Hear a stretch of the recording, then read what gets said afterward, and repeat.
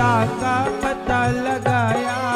सागर को लाग के तूने सीता का पता लगाया। प्रभु राम नाम का डंका लंका में जाके बजाया। प्रभु राम नाम का डंका लंका में जाके बजाया। माता अंजनी की ऐसी, माता अंजनी की ऐसी संतान के लिए एक बार तो हाथ उठाओ मेरे हनुमान के लिए। एक बार तो हाथ उठाओ मेरे हनुमान के लिए। जो खेल गए प्राणों पे, जो खेल गए प्राणों पे श्री राम के लिए एक बार तो हाथ उठाओ मेरे हनुमान के लिए। एक बार तो हाथ उठाओ मेरे हनुमान के लिए।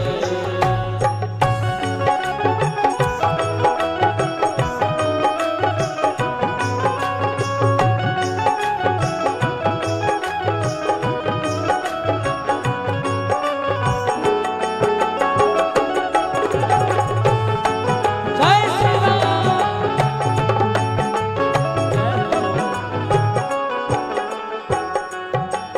लक्ष्मण को बचाने की जब सारी आशाएं टूटी।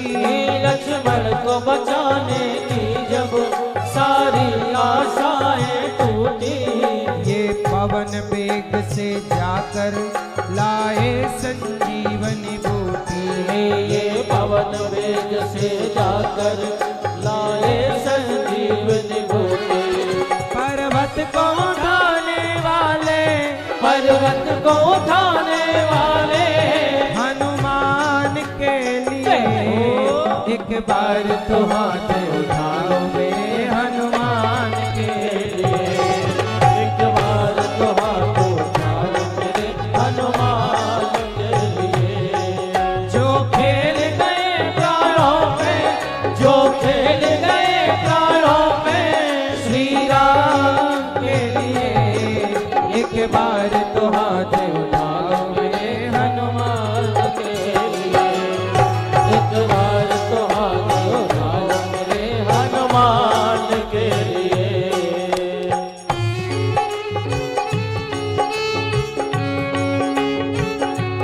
जय जय।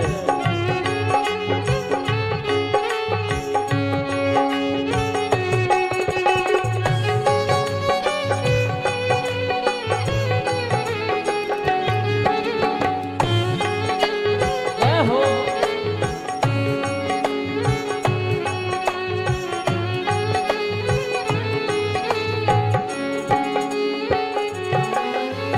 जय हनुमान ज्ञान गुण सागर। जय कपीश तिहु लोक उजागर। राम दूत अतुलित बल धामा। अंजन पुत्र पवन सुत नामा। महावीर विक्रम बजरंगी। सुमति निवार सुमति के संगी। दुनिया में ऐसे निराले, दुनिया में ऐसे निराले हनुमान के लिए एक बार तो हाथ उठाओ मेरे हनुमान के लिए। एक बार तो हाथ उठाओ मेरे हनुमान के लिए। एक बार तो हाथ उठाओ मेरे हनुमान के लिए। हो जो खेल गए प्राणों में, जो खेल गए प्राणों पे, जो खेल गए प्राणों में, जो खेल गए प्राणों पे श्री राम के लिए। एक बार तो हाथ उठाओ मेरे हनुमान के लिए। एक बार तो हाथ उठाओ मेरे हनुमान के लिए। एक बार तो हाथ उठाओ मेरे हनुमान के लिए। एक बार तो हाथ उठाओ मेरे हनुमान के लिए। एक बार तो हाथ उठाओ मेरे हनुमान के लिए। एक बार तो हाथ उठाओ मेरे हनुमान के लिए।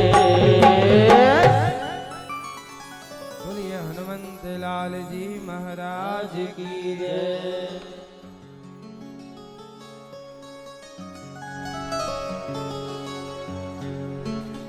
आप सबको हनुमान जयंती की बहुत बहुत शुभकामनाएं। आज हनुमान जी का पावन प्राकट्योत्सव है, जन्मोत्सव है। आप सबको हनुमान जी के प्राकट्योत्सव की बहुत बहुत शुभकामनाएं, है ना। जय हनुमान। आए हुए सभी भक्तों को जय श्रीमन्नारायण। मैया बोलो मेरी माँ, जय श्रीमन्नारायण। जय श्री कृष्णा, राधे राधे। जय गौरी गोपाल। कैसे हैं आप लोग? अच्छे हैं? भगवान आपको सदा अच्छा ही रखें, स्वस्थ और सुखी रखें। सब लोग बैठ जाओ। ओ सेल्फी वाली मैया, बैठो मेरी माँ। सब बैठ जाओ। सादर प्रेम से भगवान की कथा सुनो। हमारे श्री बजरंग लाल अग्रवाल जी, मैया श्रीमती दुर्गा देवी अग्रवाल जी कथा का आयोजन करा रहे हैं और इन्होंने राम कथा सुनी और साथ में इन्होंने यहाँ चल रही सेवाओं से भी अपने आप को जोड़ा। पूरे परिवार को इन्होंने भगवान से जोड़ दिया। एक बार तालियां बजाकर श्री बजरंग लाल अग्रवाल जी का स्वागत करें।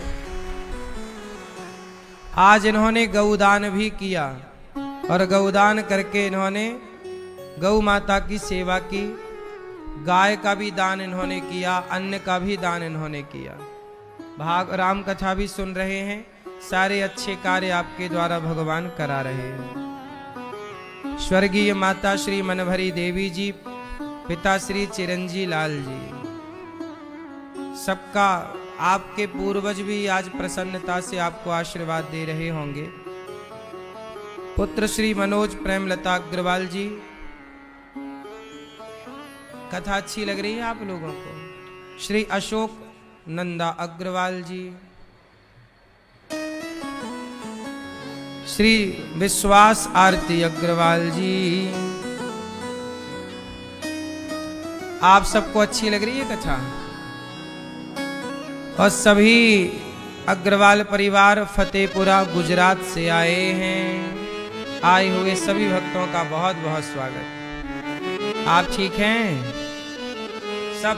आप प्रेम पूर्वक कथा की गंगा में डुबकी लगा रहे हैं। बड़े भाग्य से ये कथा मिल रही है आप लोगों को। राम जी की कथा देखिए, पूर्णिमा के पावन त्योहार पर जहां हनुमान जी का प्राकट्योत्सव है, वहां श्री राम की कथा चल रही है।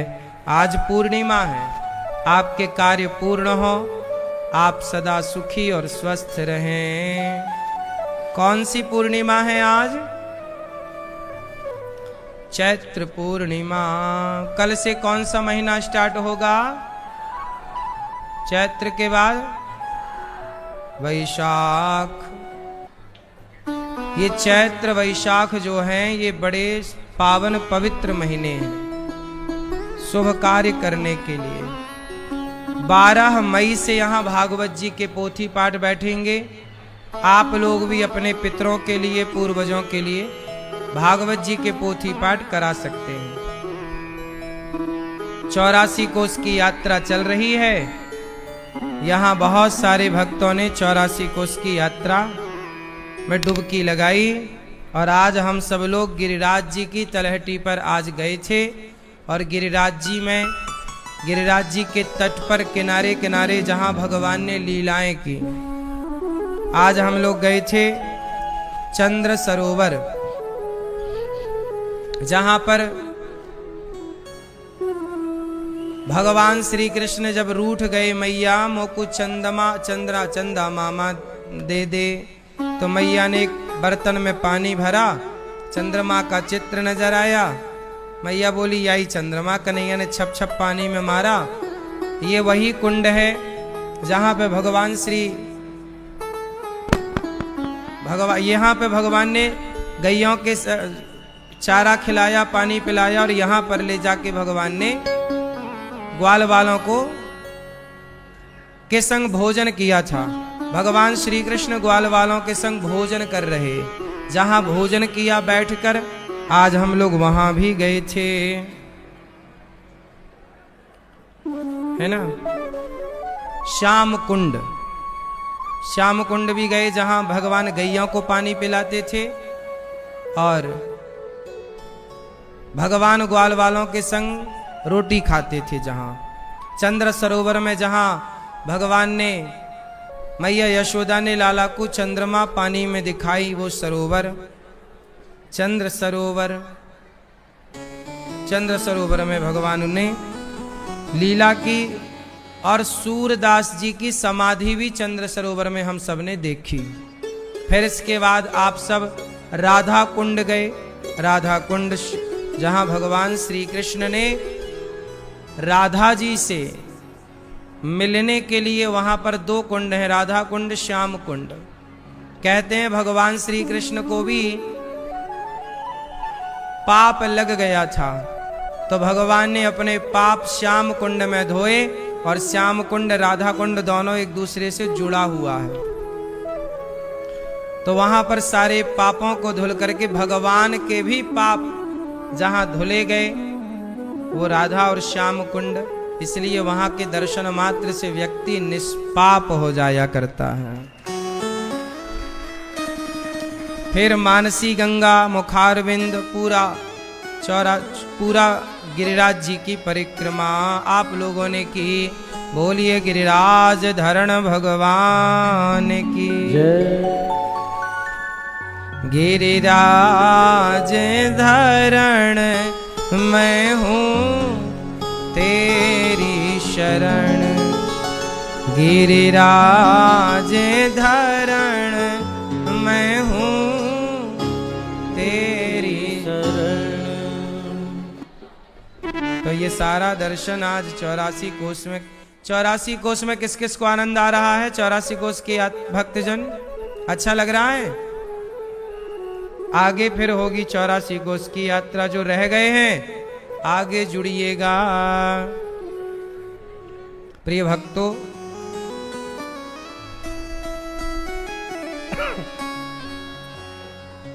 अभी 19 तारीख से कथा छत्तीसगढ़ में है। आप छत्तीसगढ़ के भक्तजन आओ कथा सुनने। दर्रा भाटा NTPC सीपत बिलासपुर में कथा है। फिर 3 मई से हमारे गांव रेौझा में कथा है। जो क्षेत्रवासी हैं आप सभी, जबलपुर जिला, कटनी जिला, सभी जन आप सब आएं और प्रेम पूर्वक कथा की गंगा। सिहोरा मझौली के बीच में गांव है हमारा, वहां पर कथा होगी। आप सबका बहुत बहुत स्वागत है। बोलो भक्त वत्सल भगवान की जय। जय श्री राम। प्रिय भक्तों, कल हम लोगों ने कथा में सुना कि भगवान ने अहिल्या का उद्धार किया। गौतम नारी श्राप बस उपल देह धरि धीर, चरण कमल रज चाहती कृपा करो रघुवीर। अब भगवान गौतम नारी पर कृपा कर रहे हैं। अहिल्या का उद्धार कर दिया भगवान ने। और गौतम ऋषि की नारी कहां चली गई? मुनि श्राप। अच्छा ये बताओ, गौतम ऋषि ने श्राप दे दिया, जाओ तुम पत्थर की हो जाओ। अच्छा, अपनी पत्नी को श्राप दे करके गौतम ऋषि ने सही किया? अब ये बात अहिल्या से पूछा गया कि आप बताओ, आपके पति ने सही किया कि गलत किया? बताओ। पत्नी को पत्थर की होने का श्राप दे दिया पति ने। मुनि श्राप जो दीन्हा, अति भल कीन्हा। ये कह रही हैं जब भगवान के चरण पड़ गए और उनका पत्थर का शरीर छूट गया, तब अहिल्या कह रही हैं कि मेरे पति ने श्राप देकर मेरे पर बड़ी कृपा की, श्राप दिया तो राम का दर्शन हो गया, नहीं दिया होता तो मैं वंचित रह जाती। इसका मतलब ये हुआ कि जो होता है वह अच्छे के लिए, क्यों ये बात सही है कि नहीं? जो होता है अच्छे के लिए होता है। कितने लोग इस बात से सहमत हैं? आप नहीं हो सहमत? क्यों मैया, ओ मैया, आप सहमत हो? जो होता है अच्छे के लिए। अब किसी के घर में किसी की मृत्यु हो जाए और आप कहो कि जो होता है अच्छे के लिए, तो वो तो डंडा निकाल के मारेगा आपको, यदि ऐसा कह दोगे आप तो। आप कह दो किसी के घर में जाके, दुख का घर हो, कोई दुख में डूबा हो, किसी की उंगली कट गई हो और आप कह दो कि भाई जो होता है अच्छे के लिए, वो मारेगा आपको, पागल कहीं का, कह रहा अच्छे के लिए। अब किसी को बुखार आ जाए, वो बिस्तर पे पड़ा है और आप कह दो कि जो होता है अच्छे के लिए, लेकिन भले आदमी मारने लग जाए, भले आदमी गुस्सा हो जाए, भले आदमी डांटने लग जाए, लेकिन बात है तो बिल्कुल सही कि जो होता है। अब कोई स्वीकार ना करे वो अलग विषय है। अच्छा, आप में से देखो, ये बात कहते तो सब हैं कि जो होता है अच्छे के लिए, लेकिन आप में से कितने लोगों ने इसे फील किया है, महसूस किया है कि जो होता है ना तुरंत नजर नहीं आता, लेकिन बाद में ऐसा लगता है यार जो होता है ना ठीक ही होता है, सही है। हम ज्यादा नहीं पढ़े, जो होता है अच्छे के लिए। ज्यादा पढ़े हैं, जो होता है अच्छे के लिए। आप सफल हैं, अच्छा है, असफल हैं, अच्छा है, हर हाल में अच्छा ही मानो। क्यों?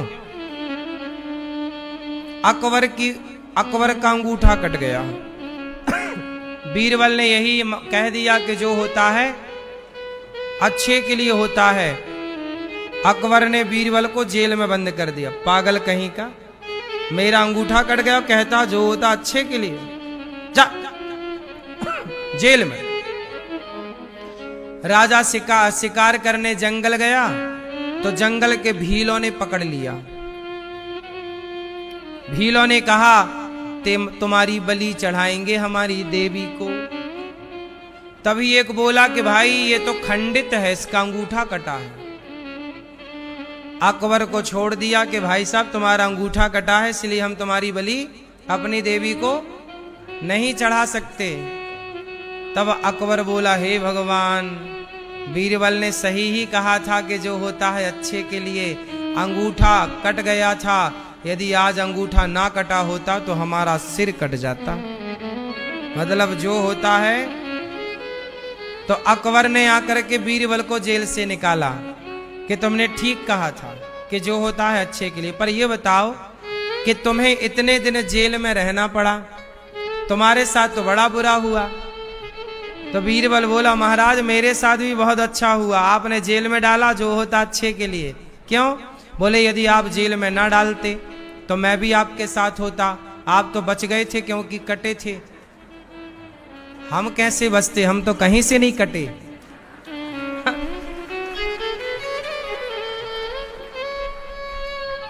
तो बीरबल बोले कि जो होता है,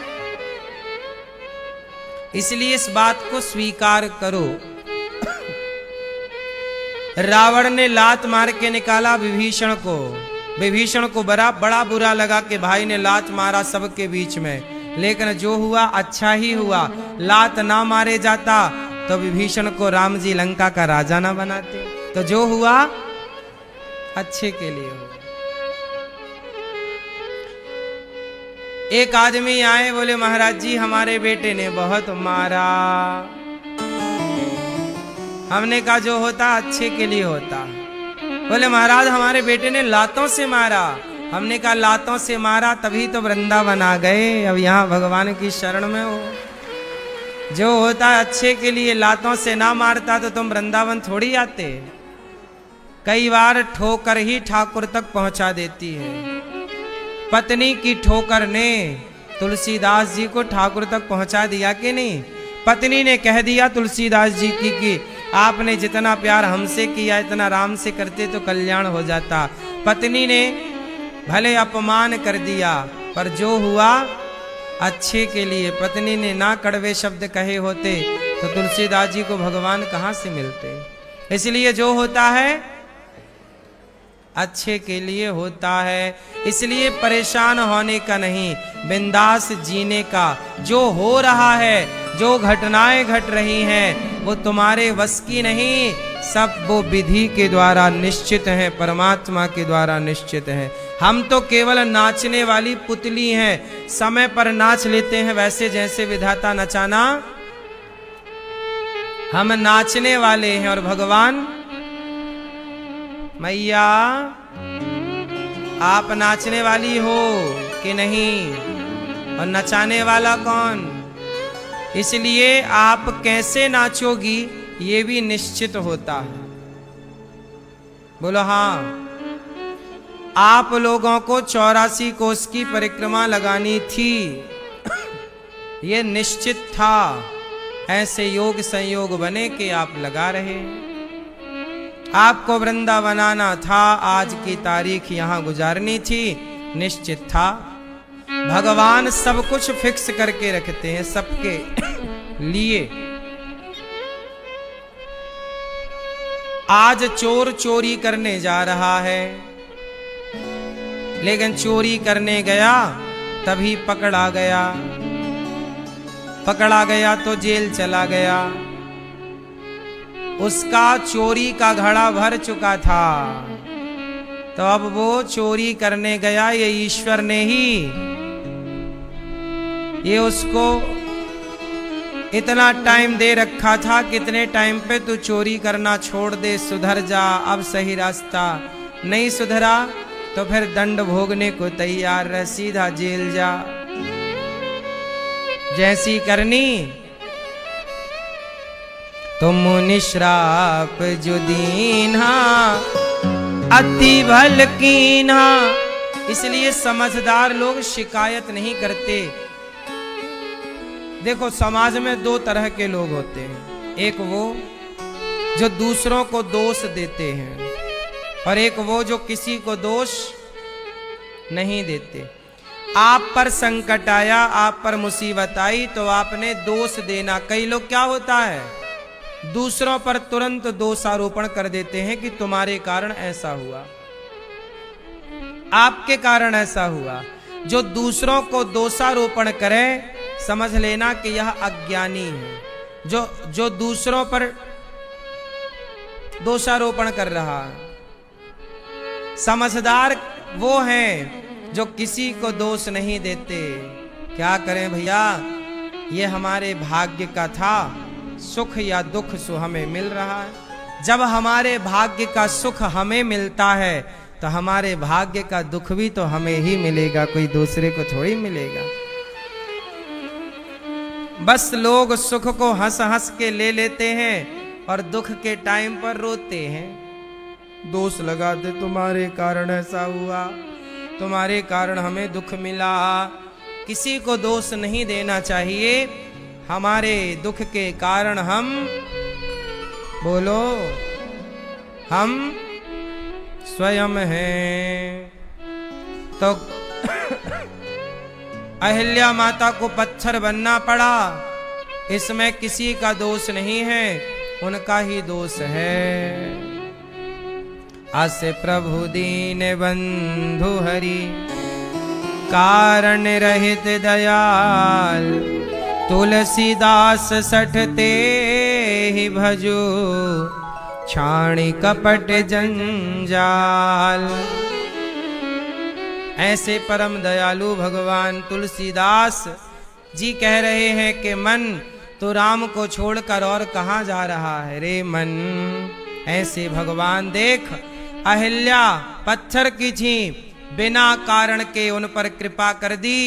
ऐसे ही अकारण करुणा करने वाले न जाने कौन से गुण पर दयानिधि रीझ जाते हैं। चलते फिरते पत्थर का कल्याण कर देते हैं, तो हमारा तुम्हारा तो कर ही देंगे।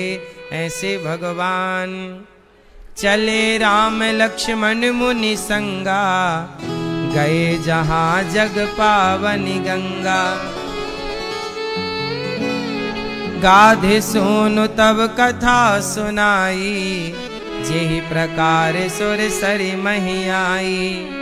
अच्छा बताओ, गंगा मैया इस धरती पर किसके लिए आई थी?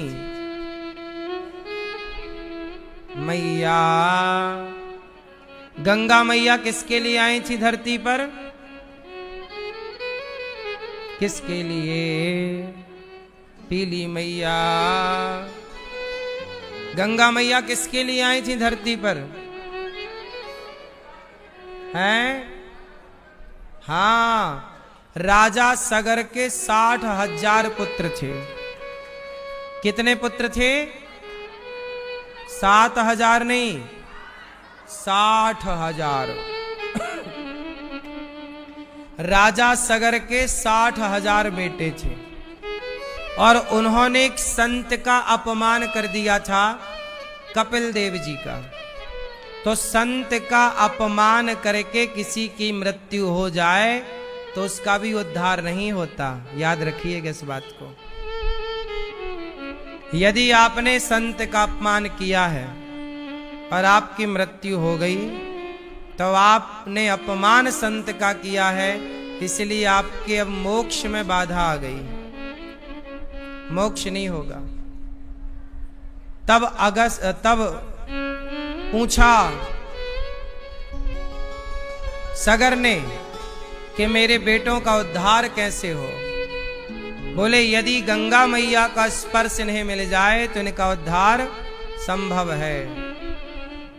तब अगस्त जी की दूसरी पत्नी केशनी के पुत्र थे असमंजस। अगस्त जी की दूसरी पत्नी के पुत्र का नाम क्या था? असमंजस के पुत्र थे अंशुमान। अंशुमान ने तपस्या की गंगा मैया को लाने के लिए, पर वो तपस्या करते करते मर गए गंगा मैया। अंशुमान के पुत्र हुए दिलीप। दिलीप तपस्या कर करके मर गए, पर उनके गंगा मैया। तब उनके पुत्र हुए भगीरथ। भगीरथ के पिता दोनों पिता और दादा तपस्या कर करके मर गए। तब तीसरी पीढ़ी तपस्या जब की भगीरथ जी ने, तब जाके गंगा मैया प्रकट हुई हैं। और फिर भगीरथ जी के साथ चली। उनका वेग शंकर जी ने सिर पर धारण किया और गंगोत्री से निकलकर गंगा मैया गंगा सागर गईं। गंगा सागर में उनकी राख पड़ी हुई थी सगर के पुत्रों की। जब उनका वहां से गंगा मैया गुजरी, स्पर्श हुआ, तब उनका उद्धार हो गया। इसलिए कहते ना, मरे हुए की राख गंगा जी में ही डाली जाती है। कि कितना भी बड़ा पापी होगा, गंगा स्पर्श कर ले किसी की राख को तो उसका उद्धार जरूर हो जाता है। इसलिए गंगा मैया में राख डालने की परंपरा है। हड्डियां डालने की मतलब मरने के बाद अंतिम। सही है? बोलो गंगा मैया की। तो ये सारी कथा राम जी को विश्वामित्र जी ने सुनाई। जब अहिल्या का उद्धार हुआ तो राम जी थोड़ा उदास हो गए। अहिल्या का उद्धार होने के बाद राम जी क्या हो गए? उदास। क्यों? क्योंकि अहिल्या माता ब्राह्मण है। भाई वो ब्राह्मणी तो है। गौतम ऋषि ब्राह्मण तो पत्नी ब्राह्मणी, पंडितानी, पंडित पंडितानी। और राम कौन है? क्षत्रिय। तो राम बोले मैं क्षत्रिय हूं और मेरे द्वारा एक ब्राह्मणी के सिर पर पांव रखना पड़ा मुझे। तो एक ब्राह्मणी के सिर पर पांव रखने के कारण राम जी को लगा कि अब मुझे क्या करना चाहिए। भले अहिल्या का उद्धार हो गया, पर राम जी ने कहा कि ब्राह्मणी के सिर पर मेरे पांव की चरण रज गई है, मैं थोड़ा सा उन्हें लगा कि मेरे से पाप हो गया, राम जी को लगा। तो बोले ये पाप कैसे धुले? तब राम जी ने गंगा स्नान किया। तब राम जी को अच्छा लगा, चलो पाप यदि हुआ तो गंगा हमने स्नान कर लिया। फिर वहां गंगा मैया की कथा सुनी। गंगा के पावन तट पर बैठकर गंगा मैया के प्राकट्य की कथा सुनी। फिर राम जी आगे चले तो कहां पहुंचे? जनकपुर पहुंचे। कहां पहुंचे राम जी? जनकपुर में जनक जी रहते थे। राजा निमि के मंथन से जनक जी का उत्पन्न हुए थे।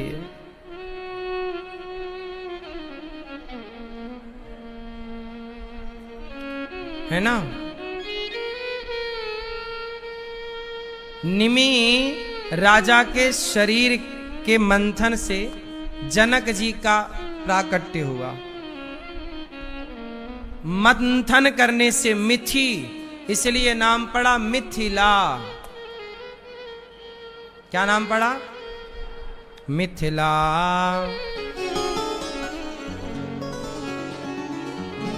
जनक जी की एक बेटी है, उनका नाम है सीता। सीता मैया का जन्म कैसे हुआ है? मैया, ओ मैया, ओ हरी पीली नीली मैया,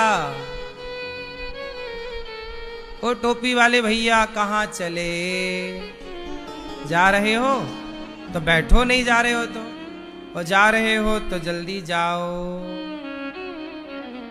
बैठो तो जल्दी से बैठो। ओ पीली मैया बहन, कहाँ चली ट्रेन? सब बैठ जाओ शांति से और कथा सुनो, और जिनको जाना है जल्दी से ही, बीच में उठना बैठना ना करो मेरी माँ। सुनो, अब हम आपको बताएंगे कि सीता मैया प्रकट कैसे हुई। सीता मैया के पिता का नाम क्या है? बोलो। जनक जी के यहां रही तो जनक नंदनी कहलाई। सीता मैया कहां से प्रकट हुई है? कहां से? पृथ्वी से। अच्छा, उस पृथ्वी में सीता मैया आ कहां से गई कि प्रकट हो गई?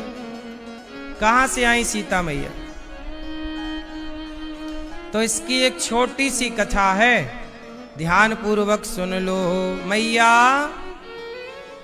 ओ मैया सुनो, हम 1 मिनट में कीर्तन कर रहे हैं, जिनको जाना है जल्दी जल्दी जाओ, बीच में डिस्टर्ब बिल्कुल ना करना कथा में। सीताराम सीताराम सीताराम सीताराम सीताराम सीताराम सीताराम सीताराम सीताराम सीताराम सीताराम सीताराम सीताराम सीताराम सीताराम। ओ मैया, जाना है तो जल्दी जाओ, तुम्हारे लिए कीर्तन कर रहे हैं, जल्दी निकलो, और बैठना है तो चुपचाप बैठो, है ना? कथा के बीच में उठक बैठक ना लगाना।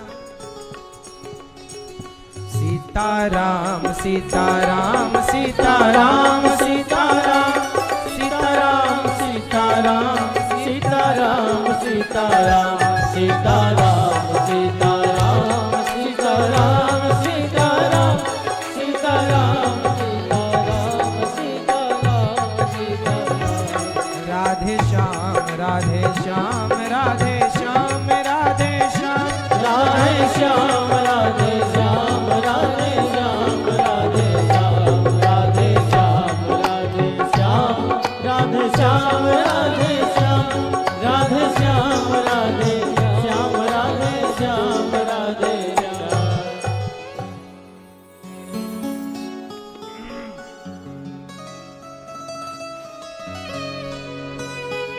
मैया, अभी भी नहीं बैठी है पीली मैया, कैसे सुनती हो मेरी माँ। तभी तो सास कहती है कि मेरी बहू सुनती नहीं है, बहरी है, कैसे सुनेगी। कब से कह रहे, सुनाई नहीं पड़ रहा।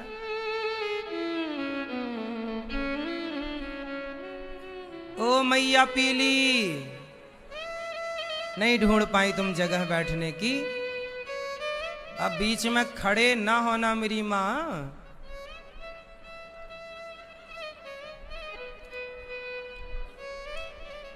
रावण, देखो सीता मैया के जन्म की कथा ना रावण से जुड़ी है, रावण के यहां से जुड़ी हुई कथा है। दंत कथाओं के अनुसार कहा जाता है कि सीता मां के पिता रावण भी सीता मां के पिता है, मतलब रावण की बेटी भी दंत कथाओं के अनुसार। इसका प्रमाण पूरा पूरा तो नहीं मिलता, पर संसार में प्रचलित बातें हैं ये। रावण की बेटी मानी जाती है, जनक जी की बेटी तो है, पर रावण की भी बेटी सीता मैया मानी जाती हैं। अब किस संबंध से मानी जाती हैं, तो मैं संबंध की कथा सुनाता हूं कि रावण की बेटी सीता मैया दंत कथा के अनुसार कैसे संबंध जुड़ा। अब ध्यान से सुनना वो संबंध। रावण सारे संतों को मार मार के खून उनका इकट्ठा करता, जो भी साधु मिलता ना रावण को उसकी गर्दन काट देता और उसका खून घड़े में भर लेता थोड़ा थोड़ा। 100 साधु मारता तो 100 संतों का खून इकट्ठा करता, तो एक घड़ा उसका खून तैयार हो जाता। 25-25 बूंद, थोड़ा एक एक चुल्लू सारे संतों का खून भरता। ऐसे घड़ा भर गया उसका। सैकड़ों संतों को उसने मार दिया, काट दिया रावण ने, और घड़ा भर गया खून से। किसका खून था? साधु संतों का, तपस्या करने वाले साधु। जब घड़ा भर गया तो रावण ने घड़े का मुंह बांध दिया कपड़े से, ढक्कन रख दिया, सुव्यवस्थित घड़ा तैयार हुआ। रावण ने मंदोदरी से कहा, मंदोदरी ये घड़ा तुम संभाल के रखो, जब मैं मांगूंगा तो दे देना, मुझे काम पड़ेगा इस घड़े का। अच्छा, मंदोदरी को पता नहीं था कि इस घड़े के अंदर क्या है, और ना रावण ने बताया ना मंदोदरी ने पूछा। रावण लाके देता, मंदोदरी रख देती। तो मंदोदरी ने खून से भरा हुआ घड़ा संभाल कर अपने कमरे में एक तरफ रख दिया कि रावण कब मांग ले पता नहीं। मंदोदरी को लगा कि आज शाम को ही मांग लेंगे तो दे दूंगी। अब रावण ने वो घड़ा मंदोदरी को दे करके रावण भूल गया, और मंदोदरी उस घड़े को उस जगह पर रख करके भूल गई। उसी रात क्या हुआ कि मंदोदरी को लगी प्यास। रात के 12-1 बज रहे थे। देखो संयोग, देखो मंदोदरी को प्यास लगी तो वो पानी पीने के लिए उठी, और नींद में थी मंदोदरी। पानी के घड़े के पास तो पहुंची नहीं, वो खून से भरे घड़े के पास पहुंच गई। घड़ा खोला और घड़े में खून भरा था, पर वो पानी समझ करके खून पी गई मंदोदरी। जब मंदोदरी ने खून पिया तो देखा कि वो तो अलग स्वाद है, खून है। दीपक के प्रकाश में देखा ये तो रक्त है, मैं रक्त पी गई। मंदोदरी डर गई, डर के कारण उसने घड़े को जस का तस बंद किया। अब मंदोदरी ने घड़े का खून तो पी लिया। बात रात की थी, सवेरा होता ही मंदोदरी ने कुछ बताया नहीं। अच्छा, वो संतों का तेज था, कोई सामान्य संतों का खून थोड़ी था। उन संतों का बलिदान भी शायद इस लीला के लिए हुआ था। तो मंदोदरी ने संतों का जब रक्त पिया तो वो तेज ग्रहण करती है, मंदोदरी उस रक्त से गर्भवती हो जाती है। सवेरा हुआ, रावण ने कहा कि वो घड़ा दिया था कहाँ है? मंदोदरी ने कहा कि रखा है सुरक्षित। रावण बोला सुरक्षित ही रखना। मंदोदरी ने नहीं बताया कि मैंने उसका खून थोड़ा सा पी लिया। अच्छा, मंदोदरी हो गई गर्भवती। जब गर्भवती हुई और गर्भ के 2 माह हो गए तो मंदोदरी को ना महीने भर बाद ही पता चला कि मैं गर्भवती हूं। तुरंत थोड़ी पता चला। महीने 1.5 महीने बाद जब 2 महीने कन्फर्म हो गया कि मैं गर्भवती हूं, पर मंदोदरी को लगा कि मैं कैसे गर्भवती हो गई। तब शायद याद आया कि मैंने खून पी लिया था, शायद वो संतों का तेज रहा हो। मंदोदरी ने पति से कहा कि सुनो, मैंने आपकी गर्जना नहीं सुनी बड़े दिनों से। रावण जब गरजता था तो गर्भवती नारियों के गर्भ गिर जाते थे। ये लिखा है रामचरितमानस में कि रावण जब गर्जना करता था तो गर्भवती नारियों के गर्भ, तो रावण ने गर्जना की तो मंदोदरी का गर्भ गिर गया। और जब मंदोदरी का गर्भ गिरा, रावण एक पहाड़ पर चढ़ करके गर्जना करता था। जब गर्जा तो मंदोदरी का गर्भ गिर गया। मंदोदरी ने अपने गर्भ को निकाला, गिरे हुए गर्भ को उठाया और उसी घड़े में डाल दिया जिस घड़े का खून पिया था, और उसका फिर मुंह बंद कर दिया घड़े का। गर्जना करके रावण आया, मंदोदरी से कहा कि वो घड़ा कहाँ है? कहा ये रहा, दिया। रावण ने उस घड़े को ले जा करके जनक जी के जमीन पर गाड़ दिया। अब सवाल खड़ा हुआ कि रावण ने संतों का खून जनक जी के नगर में क्यों गाड़ा? तो इसकी भी एक कथा है। कथा ये है कि जनक जी बड़े संपन्न राजा थे, बड़े समृद्धशाली राजा थे। सब प्रकार का सुख सुविधाएं जनक जी के यहां था। रावण जनक जी से युद्ध जीत नहीं पाता था। जनक जी बहुत शक्तिशाली राजा थे, पता है आपको। रावण ने बड़ी कोशिश की थी जनकपुर को जीतने की, पर रावण का वश